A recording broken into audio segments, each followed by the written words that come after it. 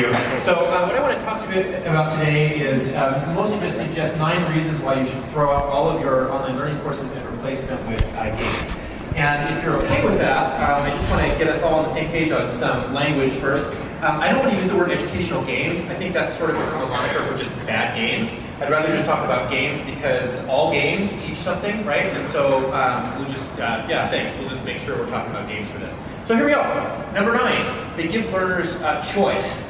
So there's been a whole bunch of research from a whole bunch of people showing that choice leads to motivation, which improves the learning experience. And games do a really, really good job of providing choice within parameters for the learners and let them move about how they want to. This is a game called Our Courts, which is great because it allows the learners to choose their line of argumentation in a court case. And this is a real great example of how games can provide lots of open-end and lots of choice for the learners.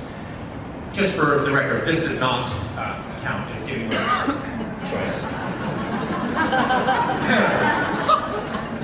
Number 8, it's what Amazon.com would do if they had your job. If your boss came in tomorrow and said, you're all fired, we're outsourcing everything you do to Amazon.com, what they would build would look a lot like a game. And the reason is because Amazon totally gets the idea that in order for an experience to be useful, it has to be customized to the needs of the people that are visiting. And you all know that if you've gone to somebody else's computer and gone to Amazon.com, you're like, what is this? Because what you get is customized to them, and you know how important that customization is. Now, with online learning, we tend to do a pretty crappy job of this. It's sort of kind of like this. Like, well, there's customization for you. And somebody at some point along the way is going to say, well, we got learning styles, right? So for kinesthetic learners, feel free to jump up and down while reading this. And now we're really customized, so we're in good shape. But games do a wonderful job of this because they can customize based on your profile. They can customize based on your level. They can adjust as you go. This online chess game is a great example of that. There's a whole bunch of others as well.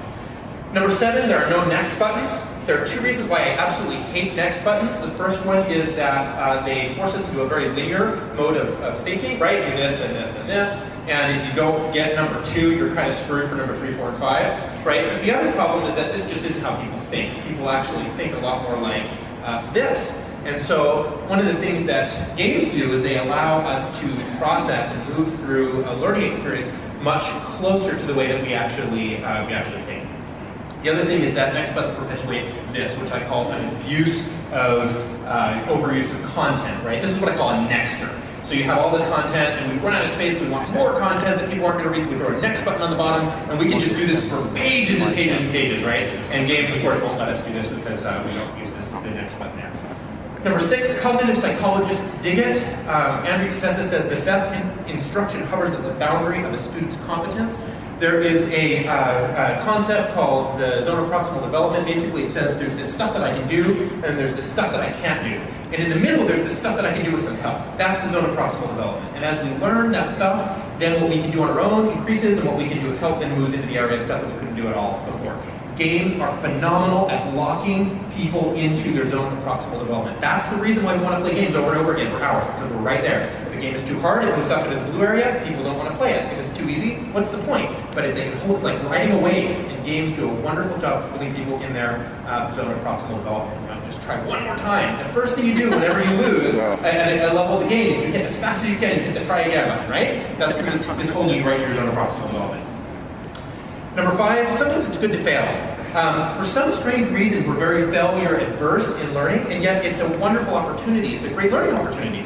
So this is the famous quote from Thomas Watson: if you want to succeed, double your failure rate. And so I just wanted to do a quick example of 2 online learning experiences that I had. The first one was taking online algebra, and kind of here's how it went. I tried it, I failed, I got yelled at by my teacher and screwed up my GPA, and as a result I hated math for the rest of my life, pretty much. And so that's one experience. Now that's a failure adverse. Failure equals bad in that experience. Let's go over here and take a look at playing Plants vs. Zombies.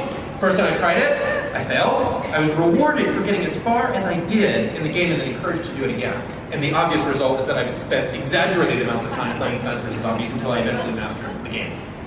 This is another screenshot from Our Courts, and it's a great example. I mean, this is a case where I put in a wrong, I incorrectly objected in a line of argumentation. I'm getting railed on here by the judge. But guess what? Next time I do it, I'm not going to make that mistake again. And so games really understand how to leverage failure for learning. Number 4, it immerses learners in the context. We're really too content heavy in online learning. And so here's an example of what typical online learning does. Here's a shape. Here's some instructions about what to do. I can start by moving in the middle of the screen, divide it in half, then move it 3 inches to the left with a border around each side. This is the not good approach. Now look at how this looks if we put some context around it, right? So here we go. Here's some context. Here's a shape. Where should it go? You see, just by adding a little bit of context, all of a sudden I don't have to have all that content describing the whole thing, right? And that's what games are so good at. This is a game called Cellcraft, and it's just great because games put the learners into a role, and as soon as they're in the role, it comes with all that context, and you don't have to say it. It's wonderful. Number 3, it gets rid of learners once and for all, and turns them into problem solvers. This is a game called Fold It. It's a wonderful example of solving real problems. As people play Fold It, they're given protein molecules, and they're asked to fold them because protein molecules can be folded in all kinds of different ways. That's a task that's pretty hard to do computationally. But humans, as it turns out, are actually pretty good at it because they can imagine it in their mind in 3D, and they can see how it needs to move and shape and change. And so as they go through this game and get points for solving these different challenges, these different molecules, it's actually furthering scientific research. Number 2, they make data sexy.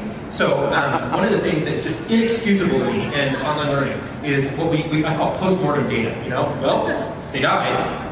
Okay, maybe we'll do something about that for the next group. And usually it's just something even worse, like how long they look at the screen or how many people went through the course. Who cares, right? But games do a great job of making sure that data is sexy. So this is a game that I made for a group in the Indiana School of Business. It's teaching the news vendor principle. And what this does is it has all this cool data. We can see exactly what they're choosing, where they went wrong, how long it took them to figure out a problem. So we can be changing this experience on the fly for them. And also, again, they have all this great data, so we know what they're thinking. We can get in their heads a little bit more based on some really cool data. And number 1, nobody ever wanted to stay out until 2 a.m. just to take the CBT one more time before going to bed, okay? Let's just face it, games are more fun. And there's all kinds of reasons why they're more fun. They're more fun because there's surprises built in, because there's collaboration, but the real reason that games are fun is because fun itself comes from mastery. When we feel like we can master something, it feels fun to us. And that's what games do a wonderful, wonderful job of. As Ralph Koster put it, in other words, with games, learning is the drug. So what's next? This is a site you can go to innovativelearning.com/games. This is my site. What I did is I put all the games that I've referenced on today up there so you can go and start playing some games. And as you play them, try to figure out what's making them fun, what makes them work. And there's a whole bunch of other articles and things to help you get started making games. So to conclude, there's no learning objective that can't be made into a great game, and there's no learning objective that can't be ruined by turning it into a Nexter. There is a huge shortage of fun in online learning, and it's our job to fix that. Thank you.